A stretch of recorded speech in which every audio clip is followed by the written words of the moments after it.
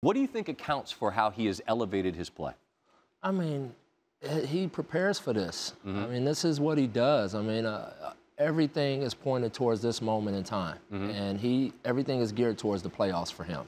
And so whether it's working on his body, whether it's watching film, in the gym shooting extra shots, he gets wired up for this time of year. But is there something specific just about is it a scheme? Is it spacing? What is it? I think it's spacing. I think we're looking at, he's looking at the most spacing he's ever seen. And I say that, with Miami teams, we have Ray Allen, we have Mike Miller, Shane Battier, but I just think from top to bottom, he's always got three-point shooting out there. And so it just allows him so much more room to observe the defense, to analyze where they're coming from.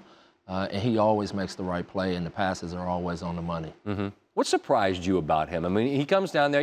I'm sure you have an idea of who you're going to meet. When you met the guy and when you worked with the guy, what was surprising to you? Work ethic.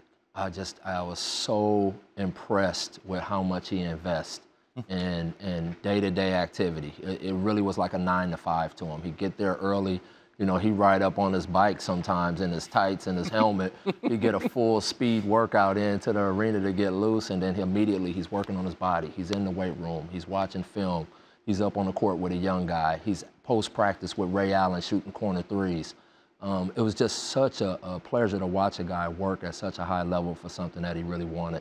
What worked for you to push buttons? Was there? I don't say it's a trick, but for you to get the best, for you to coax the best out of him, what were the buttons you'd push? I always brought it back to his legacy.